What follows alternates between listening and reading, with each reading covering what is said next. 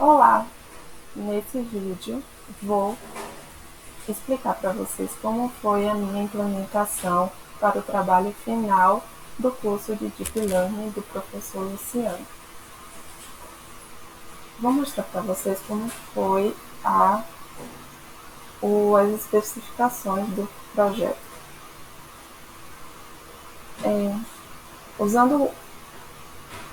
Eu usei eu usei um classificador que foi a Efficientnet B0 nesse dataset de 196 classes de carro. O dataset é esse daqui, ele está no meu drive, certo? De treino e teste. Deixa eu abrir aqui rapidinho. Volvo. Esse carro aqui, ok.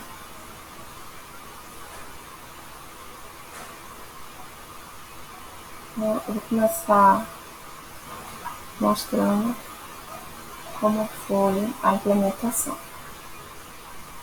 Aqui é um 2pip install que eu usei para as métricas.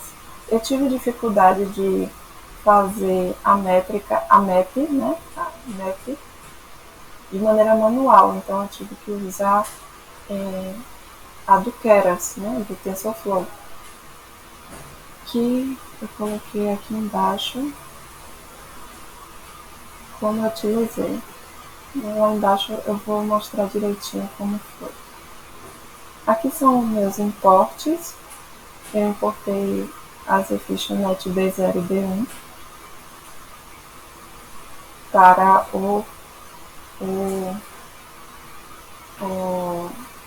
projeto.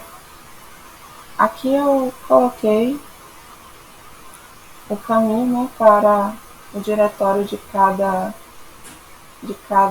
imagem, de cada pasta, né, de treino e teste. Aqui eu fiz as augmentations, eu coloquei rotação e horizontal flip. Aqui eu fiz um split para 20% do dataset de treino para ser o de validação. Imagens eu coloquei para o tamanho de 32. Aqui de fato eu passei as augmentations, o train generator quanto flow, certo? Eu defini o de treino, né, como o diretório para o de treino e validação, só que o de validação tem 20% só. E no final aqui eu tive essas imagens para treino, validação e teste, todas com 196 classes. Aqui embaixo foi uma tentativa de fazer a map, de construir a map, mas eu acabei usando a map pronta do Keras, do TensorFlow.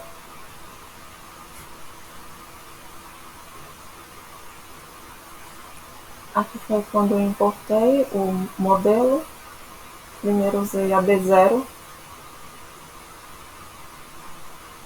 Eu coloquei 196 classes. No final, na camada de classificação. Defini um linstop. Aqui foi quando eu defini o checkpoint, mas por algum motivo a Efficientnet. Eu ainda não descobri um jeito de colocar o checkpoint para salvar o best model, né, da Efficientnet. Mas está aqui.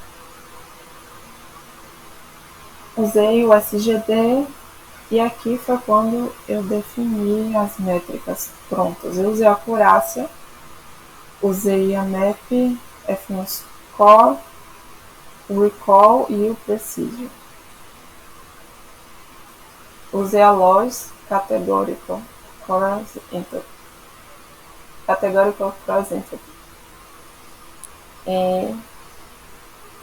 Aqui seria o código para fazer o scaffold, mas por motivos de poder computacional não consegui executar esse código. A Google, eu não expliquei no início do vídeo, mas eu vou explicar agora que ela não me deixa mais usar nenhuma GPU deles, porque eu lotei, né, a capacidade da GPU delas. Tanto que se eu fizer aqui para vocês verem, ela não vai me deixar rodar mais nada. Não é possível conectar ao back-end da GPU.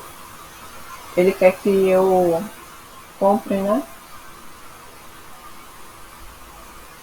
GPU deles. Aqui não é possível conectar mais.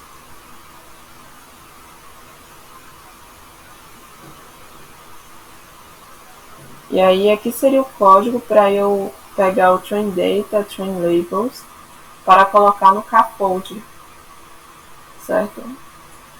Que seria esse daqui, usando checkpoint, usando aqui, cadê o train data, train labels para o scaffold. Mas não tem poder computacional usando o Colab, né? E aí eu faria, né, o cálculo das métricas, mas eu acabei fazendo desse jeito, certo? 25 épocas, backside de 64. No início eu comecei com a coraça de 20, certo? Um map de 31, FNScore de 18, uma perda aqui de 3,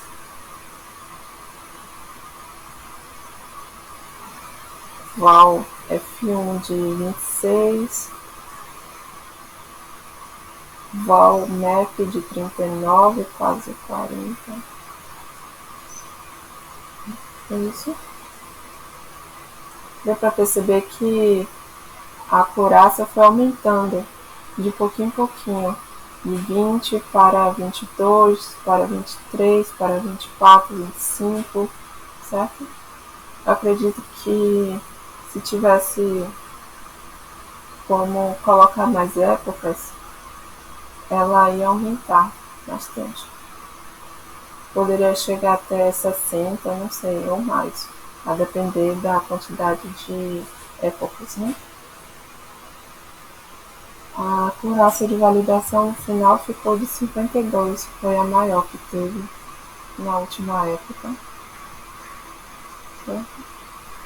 A map da validação ficou de 63 e foi a maior. Eu coloquei aqui embaixo os resultados numa tabela. Aqui foi quando deu tudo errado. Foi quando eu lotei a capacidade, né, da GPU e aí ele não deixou mais eu usar. E aí ele esqueceu as coisas que eu rodei, certo? Você vê que ele rodou, mas no final ele não teve mais condições de rodar. Aqui foi quando eu plotei, né, as funções para... Na verdade, eu fiz as funções, né, para plotar os gráficos. Aí eu dividi para acurácia, para map, FNScore, precision, recall, certo? E aqui foi a tabela, como ficou a tabela. Eu devia ter feito essa tabela antes de rodar aquele evaluate, mas ele, como esqueceu, então não, então não teve como eu plotar aqui esses resultados, então eu tive que ir de um por um pegando e colocando aqui nessa lista E aí eu botei aqui usando o Pandas todos os resultados nessa tabela aqui da época 1 até 25, certo?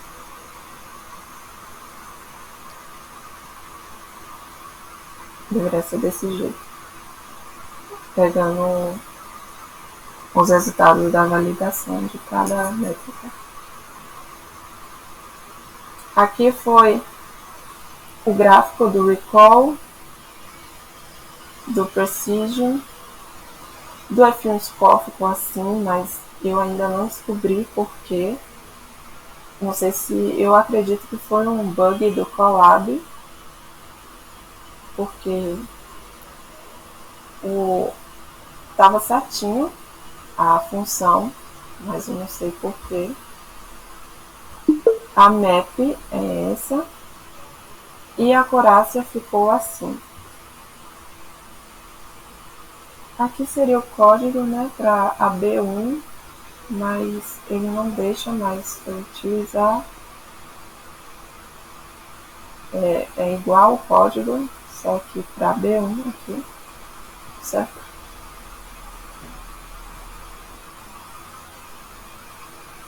Seria o mesmo código. Então, é isso. Eu usei transfer learning, né? Eu acho que eu falei nesse vídeo. Eu usei o transfer learning. Quando eu coloquei aqui o weights igual ImageNet, aqui, usei o transfer learning. Carreguei o dataset. Infelizmente não tive condições de fazer o cross-validation só por causa do poder computacional. O best model não consegui fazer por algum motivo, a FichaNet não tem como salvar. Ainda não descobri um jeito de salvar os pesos dela pelo Keras. Consegui, né, a acurácia de treino e validação, certo? O desempenho com MAP, F1 Score e Recall e Precision, certo?